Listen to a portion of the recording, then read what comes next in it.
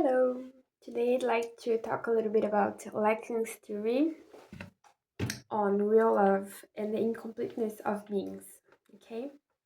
Now, I am not a psychologist. Okay?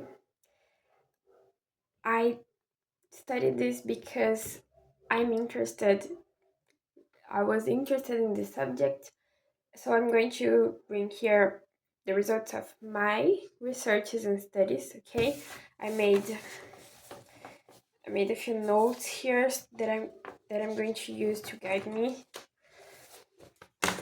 But yeah, I'm not a professional on anything. Okay, I can make mistakes, and yeah, okay. So Lacan. So Lacan was a psychoanalyst and a psychiatrist. He lived in the previous century, in France. He was French. Okay, and one part of his work, he was also a psychiatrist. Did I mention it? Anyways, one part of his work was to study love, and then a specific aspect of love that we're going to be talking about today. So, the evolution from what we would call the passion phase to the love itself, the love creating roots, and of the requirements for a lasting relationship. Okay,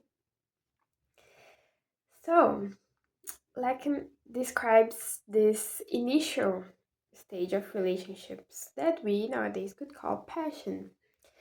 So he says that at the beginning of relationships, things usually seem to be perfect or very close to perfection. So we think, now now everything makes sense. Now I found my person. Now I'm complete. But then that magic starts to fade, and distance and deception start to take place. And we think things like, am I really doing the right thing? Because I'm not feeling as happy as I think I should or as I think I could be. So Lacan is going to explain this disenchantment and the high numbers of separations coming from this. I think it's interesting, even if we think of the high increase on divorce numbers in some countries, in a lot of countries. So yeah, this is interesting if we think through this lens that we're going to be talking about today. And through this disenchantment lens, through this expectations lens, you know. So what Lacan says is that people, everybody, show off and sell themselves, consciously or not, at a high level or at a lower level, okay, to get validation. But we all do this. We all sell ourselves at some level at the beginning of relationships because we want to convince the person and we want them to like us. Not necessarily in a romantic context here. We're going to be seeing romantic context more, okay, in this video, but yeah, we sell ourselves not only in romantic context, but to get friendships. We network when we when we're networking, we're selling ourselves, right? And that's an interesting topic for us to discuss. Even thinking on even thinking about social media nowadays. There was no social media while Lacan was born, while he was alive, sorry. but but we could use history to to talk about social media nowadays uh, because social media is pretty much at one level, like at one aspect of it. It's us selling ourselves. It's a marketing process, right? Nobody posts their bad days. Nobody posts like, oh, today I mistreated someone. We only post, you know, and everybody, like, eventually, everybody has mistreated someone because we're human. But nobody posts this. We we post our trips, we post our good days, and it's normal. I'm not even criticizing this. I'm noticing that, okay? So we sell ourselves as narcissistic superheroes because we are all awesome at some level, right? We're all awesome. We don't have problems. Blah blah blah. Not only on social media, but in this initial stage of relationship. So, and then we have requirements when we're meeting someone. So for a guy, I want him to be sensitive but strong. I want him to be pro equality of genders, but he has to pay the bill. And I want him to be a gentleman, but he cannot be too sweet, because that's not so male. So. And for women, she has to be more natural, but shaved and all pretty. And she has to put effort in her looks, but she cannot be futile. I don't know how to say this word. She has to have content, but not too strong opinions. She has to be tender, but not needy. So we have this requirement that at the end of the day are unreal. They can never be met, at least not in a single person. You can grab many people that have each one of them those attributes, but we cannot find one single person that would be exactly the way we want, the way we would like them to. This doesn't exist. And people say, you deserve someone who will make you happy, you deserve someone who will fulfill you, you deserve the best. But then there is this impossibility because it's impossible, like I said, for one person to meet all of our requirements. Requirements that change throughout life as well. But they have to guess. And then I'd like to make a little bit of an ad here because while I was studying this, I got a thought.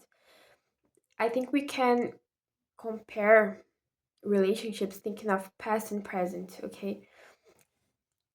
Uh, so in the past, let's say 100 years from now, or even less, relationships attend in a local scale. They were tied to a local scale. And nowadays, relationships are tied to a global scale. Everything is tied to a global scale if you think of geography. So, purchases were tied to a local scale, mostly. Mostly. And now I can buy something from China and have it arrive in my house next week, which would take much longer, even 10 years ago. And I just think it's interesting for us to think because now we have much more possibilities. We have we have many more possibilities. Our personal marketing is just being heavily increased with the advent of social media. Our pressure to perform is each time higher. So I think Lacan's theory is very relevant in the sense of local scale versus global scale. So yeah, I just got reminded of it. And now I want to also connect this with Bauman's theory. So Bauman, I love I love him because he's so I don't know, he's so relevant as well. Bauman was a Polish sociologist. He also lived in the previous century. He died like 8 years ago. And Bauman defends that in modern relationships nowadays, and with the advent of social media and internet, Bauman says that in relationships, it's much easier now for us to connect, for us to make relationships and make new bonds. Okay. But the greatest attraction of modernity in the relationships context is not the easiness to connect, but the easiness to disconnect with people. Because I can make 500 friends now, I can make 500 friends today. And if you let me down, it's not that big of a deal. You don't matter so much. Because then I'll click a button, I'll have 499 friends. Which is not a problem either, because tomorrow I can make another 500. So it's this disposability of relationships. And people work less in their connections, people work less in their relationships because of that. You know? Because if it doesn't fulfill me, I will exchange it. Because I deserve the best. It's even capitalism applied to our relationships. If it doesn't fit me anymore, if it frustrates me, I exchange it. I don't work on it. Because I deserve the best. This is how we think. This is how we all think at some level. So a relationship can no longer have frustrations, can no longer have sorrows, can no longer have pain. It has to be happy and has to fulfill all of my needs. And people say, don't settle for less than this. Don't settle for less than getting all of your needs being met. Now, back to the marketing part. So the marketing we promote of ourselves at the beginning of relationships is normal. Everybody does that, Lacan says. But it's unsustainable. It's unavoidably unsustainable for us to, at least if we're going to enter a closer stage of a relationship. And then I got reminded of a poem. The poem is called Straight Poem by Fernando Pessoa, who was a Brazilian writer, and I'm going to read it here. I've never met anyone who's been beaten. All my acquaintances have been champions in everything. And I, often so base, so often dirty, so often vile. I, who so often haven't had the patience to bathe. I, who so often have been ridiculous, absurd. I, who have suffered the anguish of ridiculous little things. I realize I have no equal in all this world. Everyone I know and who talks to me has never done a ridiculous thing, never suffered humiliation, has never been anything but a prince, and of and all has never been anything but a prince. All of them princes in life. I wish I could hear someone's human voice that confessed not a sin, but an infamy, that told not of violence, but of cowardice. No, they are all the ideal. I'm tired of demigods. Where are there people in the world? So am I the only one who is vile and wrong in this land? And this This is a so beautiful poem. This poet is from the previous century as well, and again, it was already a tendency because there was no social media either. But yeah, anyways, so there is this feeling of perfection, okay?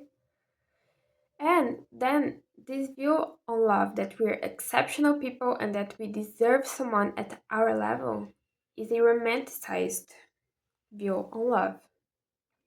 That we're going to find our other half and that we're not going to have to work on anything. This idea of Snow White finding her prince already made is what Lacan disagrees with. Lacan doesn't have this romanticized view of love. He says if you're going to love, you're going to have to work very hard. You have to decide whether you're going to want that or not because boy, that takes work, you know. So to Lacan, sorry, what attracts us in others is what we project of our desire onto that other. What attracts us in others is what we perceive, consciously or not, as what is lacking in us.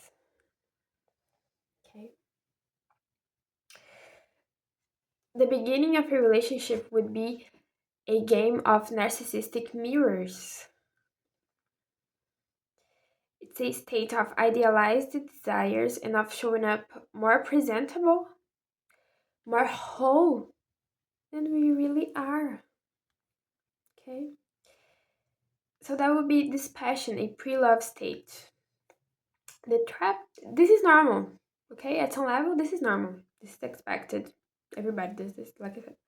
The trap, though, would be attracting people who want a relationship with that superhero, with that semi god, with that facade, and not with us, not with the person behind them. Because with time, the Clark Kent underneath that Superman's costume start to become more evident, unavoidably, like I said. If you're building more intimacy with people, your Clark Kent is going to be seen. Okay. And what would that Clark Kent be? That would be a person full of neurosis, full of quirks, full of paranoias. Because everybody is. Everybody is.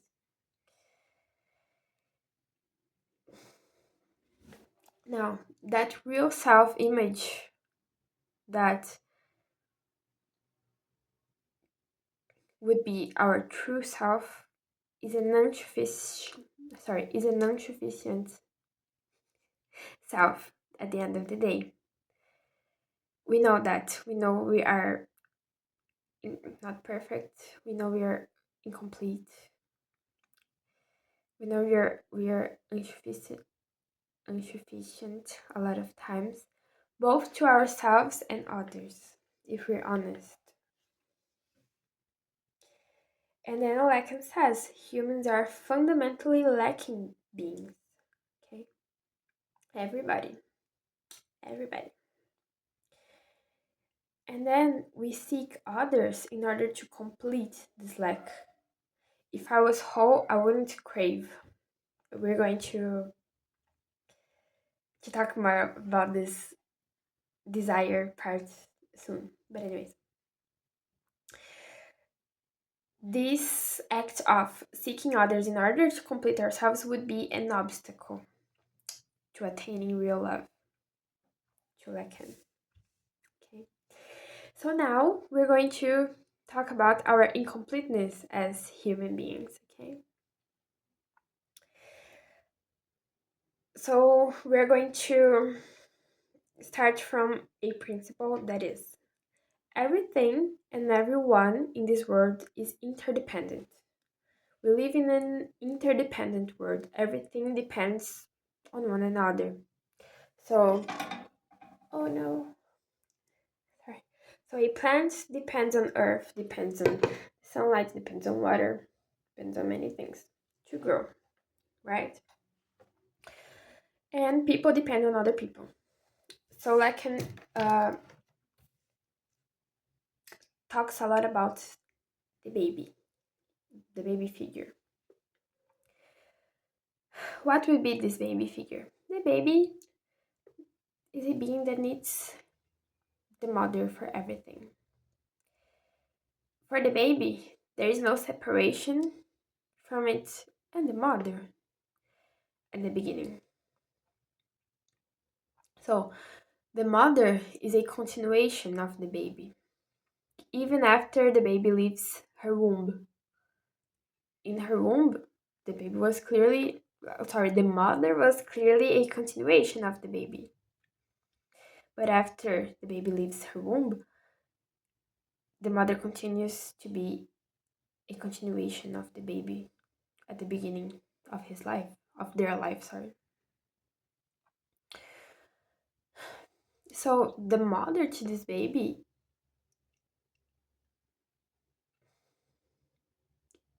is what makes it complete. Its necessities are magically suppressed. Okay? The baby, to be honest, doesn't even know it exists. It doesn't the baby doesn't knows how to differ. So the baby equals the mother equals the world. Okay? Because I cry and my mom comes in the womb. I I don't have necessities to be suppressed. I don't have necessities to be seen and taken care of. But when I'm born, I cry, my mom gives me my milk. I cry, my mom gives me my warmth. With time, though, there is this notion of separation, there's this notion of lack that is perceived by the baby. By the way, I did not note it here, but Freud mentions uh, the period in which the baby is in the womb. He talks this moment of wholeness, of completeness. But okay, then with time, there is this notion of separation, there's this notion of like, okay, because my mom takes time to come sometimes attend me. My mom doesn't always understand why I'm crying for. Not even I understand why I'm crying for. And then I get an acquaintance with symbols, which is the language. And the symbols help, but there are two problems with symbols. First one, I'm often misunderstood. I often say something and then my parents, my caregivers understand another. And the second problem with the language is words are simplifications. If I say to someone, to a friend, to a therapist, I'm sad because I argued with someone, or whatever it is that I could say, words would just never be enough for them. Words would never be enough to correspond to the sensation that I'm feeling. Because language is, by itself, by its nature, reductive. Language is reductive. I thought of something. This could be why, for example, when you are discussing a movie with someone who did not watch that movie, this is why it feels so reductive. But when you are discussing a movie with someone who really watched it, then it feels a much richer discussion because you don't have to go through that limitation of having to explain to someone the scenes in this story because they were testimonies to the story. Uh, okay. And then Lacan says that this gap between my perceived reality and the tiny part of it that I can share is perceived as a lack. So this lack is the gap between my reality, my inner reality, my experiences, who I am, and the reduction that I have when I try to put it into symbol. There is something I want that I don't even know what it is, let alone the other, but I want them to know. And then I got reminded of a quote from Kafka, who was a Czech writer from 1883 to 1924. Kafka says, and I think this is beautiful because it captures very well the concept Lacan was saying years later. I got reminded of it. It says, I am constantly trying to communicate something incommunicable, to explain something inexplicable, to tell about something I only feel in my bones and which can only be experienced in those bones. It's the projection onto the other of our incompleteness, you see? Because I'm feeling something I cannot explain, I can only feel. And that could only be fulfilled in those bones. It could only be fulfilled by another person. And there is also, like I said, this insufficiency of language. Yeah. So now I'm going to move on to the lack. Okay. So the lack, like we just had, would be this gap between the real, who I am, what I feel, my internal world, and the symbolic. So what we code from our internal world. Okay. What we code from our perceptions. Okay. And then Lacan says every human being is a lacking being. And by being a lacking being, we become desiring beings. Does it make sense? So it's because we lack that we desire. Because if we didn't lack anything, we wouldn't desire things. Okay? So, desires are fundamentally built upon our lack. Okay? We desire because we want to be complete and we are not. But our lack and our desire are never ending because they are product of our conscious and therefore limited nature. Does it make sense? I'm going to explain this. So we saw that we saw that language is reductive. Not only language, symbolism in general, the representations that we do, they are reductive. And we are conscious beings. We think. We process things by thinking. So,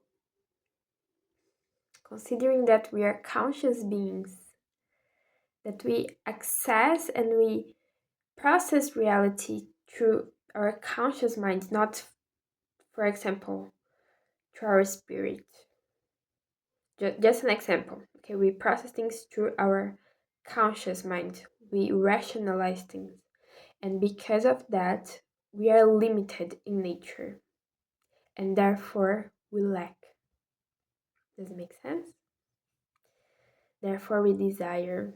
And this desire is never ending because my consciousness is going to be with me until I die. This is close to Schopenhauer on his theory that we are desiring beings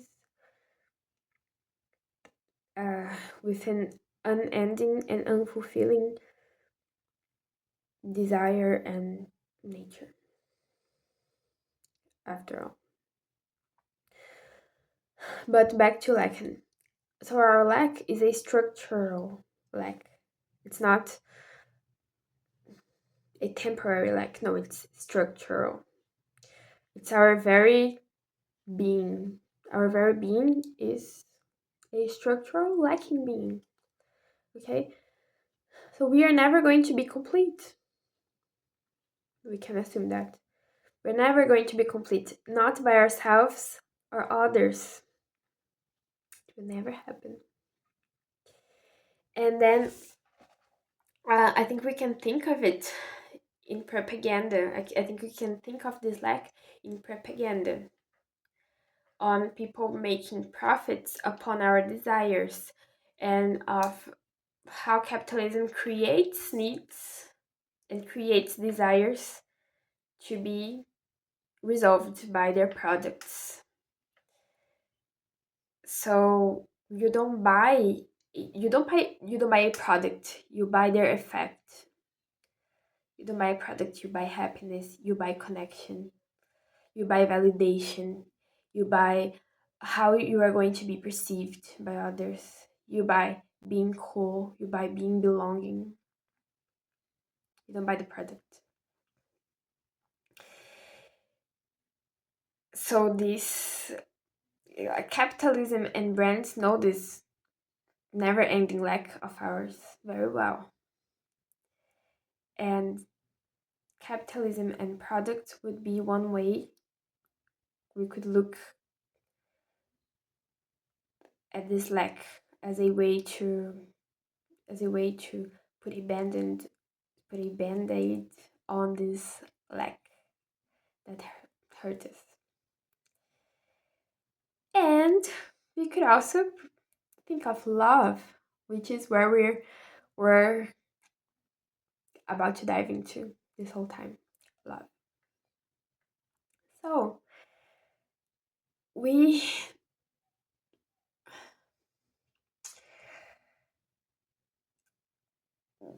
we see ourselves at a higher or lower level, destined to meet my other half, my soulmate. Thinking of Disney movies or the idea of marriages we carry in the Western world. I don't know in other parts of the world, but in one way or another, there is this idea of finding your missing piece.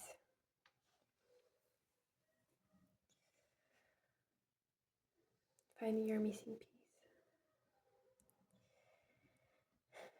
And this is why we hear phrases like, when I find them, hear or say phrases like, when I find them, then I'll finally be complete and happy. I just haven't found them yet. Now let's jump onto love. So, I'm going to talk about the stages of love to Lacan, okay? This was just just a contextualization so far, okay? For us to dive onto love itself. So, what would be falling in love to Lacan? Falling in love would be this enchantment for someone we barely know, right? We usually barely know, but we consider that it's appropriate to occupy the role in our lives of the partner who meets my requirements and who will, at the end of the day, make me whole. It's a ravishing illusion.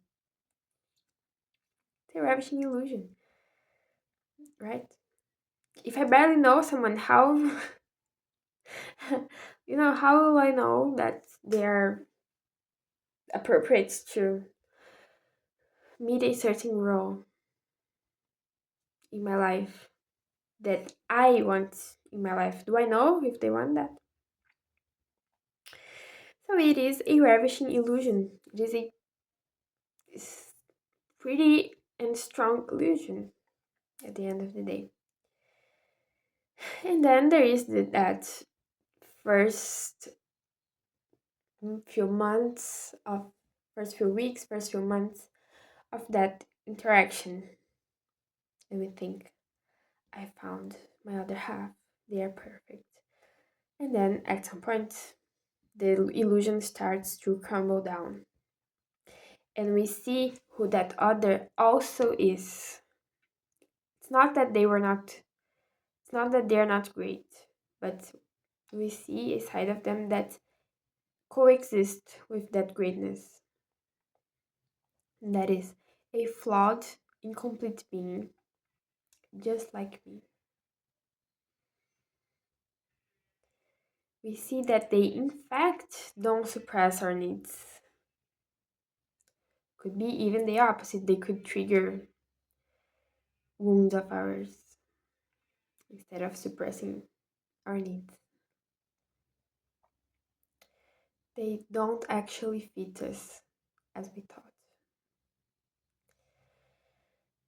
To Lacan, this disenchantment period is the decisive moment. It's the decisive test from life to see, to define whether real love will have space to grow, or if that connection was merely one's frustrated attempt to find their completeness and happiness on someone else. Okay? So let's look at this disenchantment phase a little bit more. Okay? At some point, when we are meeting someone we were interested in, we are interested in, hold on, we think, we all think, not necessarily these, okay? I'm going to put examples here. So, me and them don't actually have that much in common. They like listening to just some type of music I don't like. They have habits that don't really match mine. They're too outgoing. Yeah, we don't have much in common. And you know what? They could be more charismatic with my family and friends. Seems like they don't even care. And they're too tidy or they're too messy. So these types of perception always comes. And then, and this is important, not only small stuff like that, but we all have realizations of very important things too. Have realizations of big things as well. Okay. So we realize that they in fact lie. That they don't have life goals. They are too needy or they are too unavailable. They are too wasteful or they're too stingy.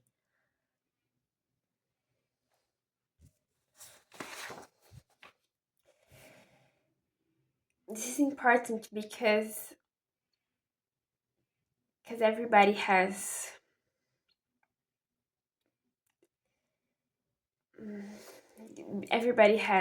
sides of them that could be improved not only by small not only by small attitudes that would fix that, but everybody has those big things to change.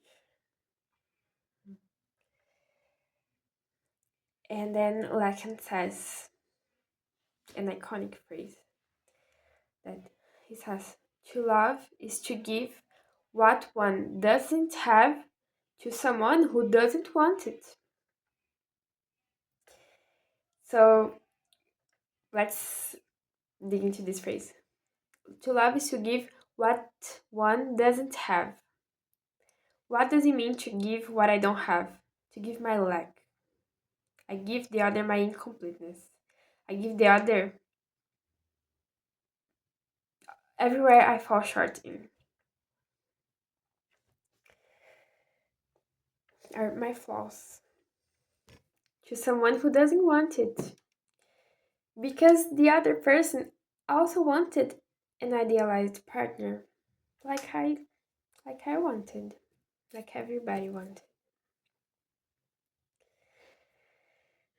And then Lacan says that love can only be established and can only create roots outside of our narcissistic ego projections that says, I want you to complete me. And because I deserve XYZ. It's only after the masks are dismantled that there is a fertile ground for love to begin to be developed. And I mentioned a narcissistic ego here, and I'm going to add a parenthesis here. By ego in Lacan here, because I think that's a word that can have many meanings, but for Lacan, our ego is the constructed image of self that the person identifies with. So when I said a narcissistic ego is a narcissistic idealized version of myself that I'd like to be, you know, that thinks I'm too awesome, that I deserve the world. Uh, okay, so if this other can sustain my flaws, can sustain my quirks, and vice versa, then and only then emotional security and safety start to be earned. You cannot have safety or emotional security. Emotional safety or emotional security before this vulnerability stage.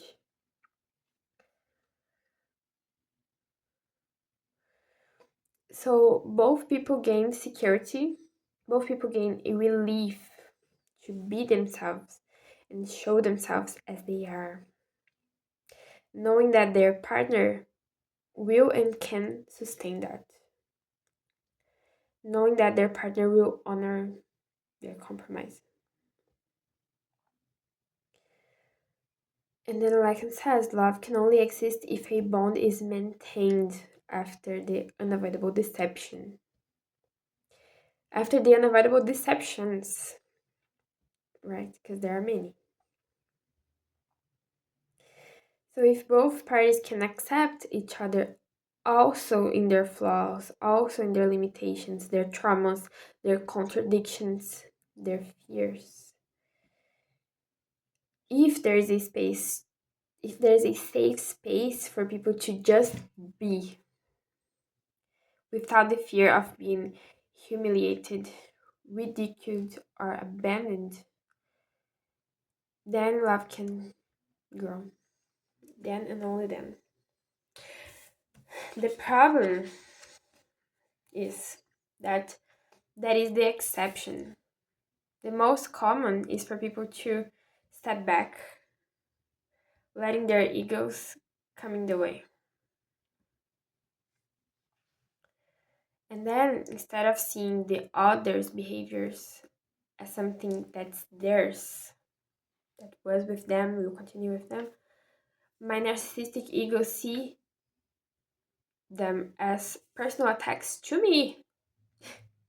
They are not behaviors of them. No, they are attacks, and they are attacks to me, to my person. Because I deserved something that I'm not getting. And they're doing this to hurt me. You know, I wouldn't like to be standing these character flaws from them. I deserve better. I want to exchange this relationship for a more fulfilling one, for a more beneficial one. The thing here is that we ourselves are not those perfect dolls we would like to be either. Are we? Of course, not to say that anybody is obligated to be with anybody, okay? But we're talking about the Lacan's perceptions on the conditions for love to be grown, okay? For love to be built, okay? We are filled with thoughts that both magnify and personalize the other people's behaviors that displease us. We magnify and we personalize their flaws. So, what we perceive as their flaw. So, they know that I don't like loud music and they keep hearing it loud. Son of a bitch. Alright. They're dismissive. Not because of their traumas, not because of how they were conditioned to be like to be, but because they hate me. And to Lacan, that is still a very similar state to that childish period of feeling one with the mother, feeling one with the world, because the world revolves around me. You know, they're not doing those behaviors because it's theirs. They're doing those behaviors because they hate me and they want me to suffer. We want, in this phase, we want our partner to be our mother, okay? Because we cannot bear our lack, we cannot bear our incompleteness. And so we blame them. When in reality, not even our mother is that idealized version. Not even our mother is that idealized mother we would a lot of times want her to be, right? Not even our mother was, or our baby selves, an idealized mother who was present 24/7. So we hand our partners an unreal and unbearable expectation to perfectly comprehend our needs, and they have to change their ways of being to make me comfortable. They cannot be, let's say, mostly quiet during arguments because that's perceived as a rejection to me. The thing is, their coping mechanism is theirs. My feelings towards that are valid, but they are mine. They are my perceptions. Okay? They're related to my life story, and my partner's behaviors are related to their life story. Or when I want my partner to just listen to me when I vent, when I want them to just be empathetic with me and they act in a very practical way, provide me practical advices. And I feel dismissed, I don't feel listened, I don't feel like what I say have any importance, you know. The mistake here is not feeling hurt, okay? The mistake is to jump to conclusions of uncaring and then to attack based on our conclusions. So if they don't behave like I would, then they are wrong, then they hate me, or they're not being caring enough, they're not being comprehensive enough, and then I'm going to attack. But the point here is it's not anyone's responsibility to turn us into more complete beings. It's not anyone's responsibility to fulfill my lack. So for love to be able to exist, there's this need to understand that one, not everyone wants to hurt me. And two, not everything that hurts me was done by my partner against me.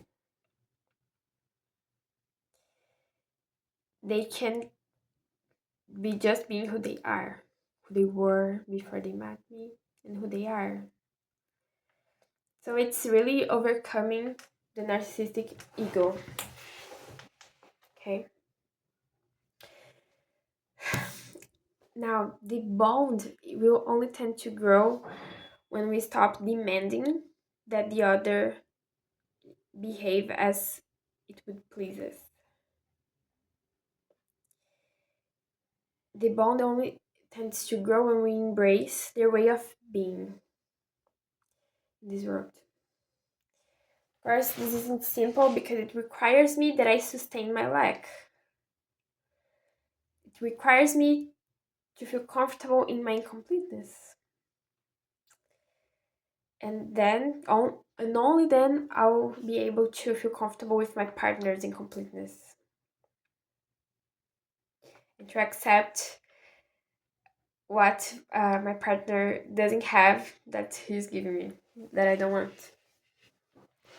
Try to quote the phrase. But anyways, yeah, what is beautiful here is that when we give someone space to simply exist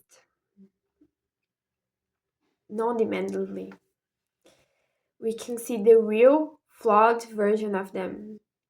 And then we create space to see a partner who is also limited, who is also uh, fragile, who is also fearful, just like myself. I got reminded of a song, the song is called Something Just Like This by the Chainsmokers. I forgot the lyrics, I'm going to see, but let me keep going. So, while let's say my not so emotionally expressive partner isn't, for example, as direct as I am, maybe they show me love in other ways, each one inside their context, each one inside their limitations, because I also have mine, my limitations. And with them, with this, not with that perfect version, but with that flawed version, with them, I have the rare space in this world where I can be not only seen, not only accepted, but unconditionally loved. Because my love doesn't depend any longer on my performance.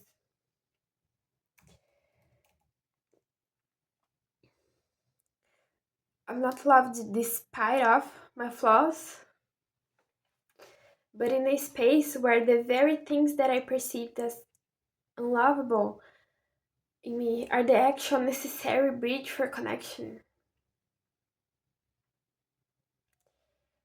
No, the very things I perceive as unlovable in me are the actual necessary bridge to connection. The lyrics of the song say, I've been reading books of old, the legends and the myths, Achilles and his gold, Hercules and his gifts, blah blah blah. And I clearly don't see myself upon that list. I'm not looking for somebody with some superhuman gifts, some superhero, some fairy tale bliss. Just something I can turn to, somebody I can kiss. I want something just like this. Just something I can turn to, somebody I can miss. And I got reminded as well of some quotes. The end of this the end of this video is mostly going to be a conclusion on Lacan's ideas of love, but I got strongly reminded of uh, of quotes, of stories. So there's going to be a lot of that, okay? So first of all, we have Freud's quote on when he said, "How strong a person become when they are sure of being loved."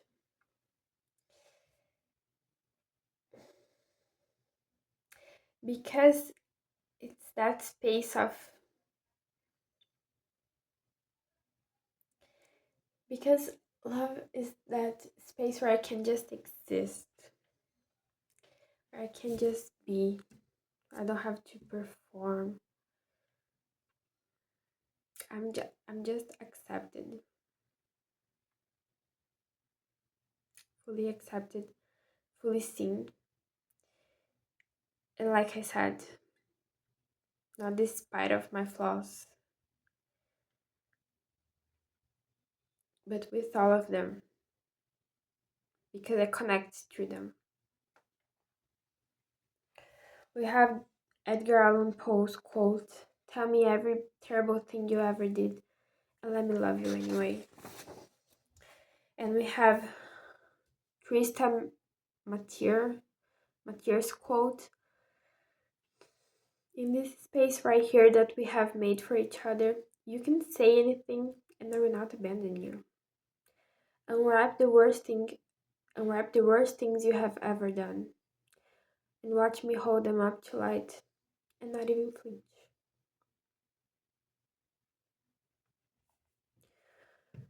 To recognize it's not my partner's role to fix my fundamental lack is freeing. Because instead of placing my valid and existent discomfort onto demanding them to change, I turn my thoughts inwards in order to examine where my pain actually comes from. So, in order for a healthy relationship to exist, there will need to exist a radical acceptance of its imperfection and lacks, not turning each and every difference into a reason to distance or a reason to break up. And then I got reminded of two scenes of movies. The first scene is from The Notebook. This is going to be Ellie. This is going to be Noah. Ellie says, "You arrogant son of a bitch! Could you just stay with me?" "Stay with you? What for? Look at us, we're already fighting." What did I write here? Uh, well, that's what we do. You tell me I'm being an arrogant son of a bitch, and I tell you you're being a pain in the ass, which you are 99% of the time. So it's not gonna be easy. It's gonna be really hard. And we're gonna have to work at this every day. But I wanna do that because I want you. I want all of you. Forever, you and me, every day. And then the next scene of movie I adore, and that is the ending scene of The Eternal Sunshine of the Spotless Mind. Clementine says, "I'm not a concept Joe, I'm just a fucked up girl looking for my own peace of mind. I'm not perfect. Well, I cannot see anything that I don't like about you. But you will. But you will, you know? You will think of things. And I'll get bored with you and feel trapped because that's what happens with me." And then they say, "Okay, okay." This scene never fails to get me emotional because for me, it's that embracing of a flawed connection, take compromise.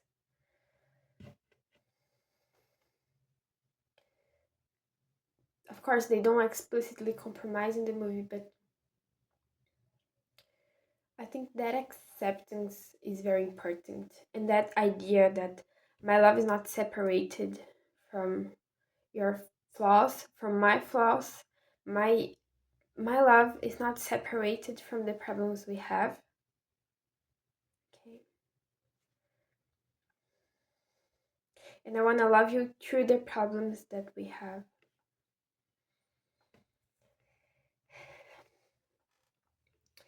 And then there is, I think I just mentioned commitment, because love is a choice. And then I'd like to read two quotes from bell hooks on that. So in the first one, she says, "The choice to love is a choice to connect, to find ourselves in the other." And the second quote is, "The will to the will to extend oneself for the purpose of nurturing one's own or another's spiritual growth,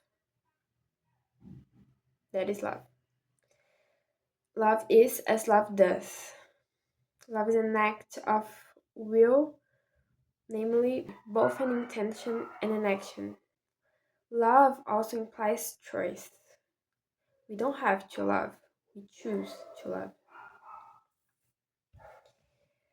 So, love would be both a commitment to this journey with the other, and also an invitation for us to be accepted and seen.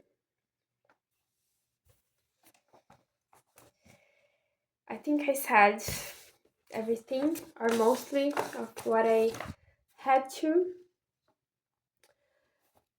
I'd like to just add a little disclaimer here at the end.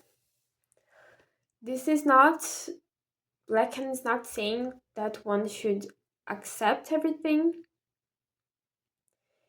stand abusive, toxic contexts, dynamics.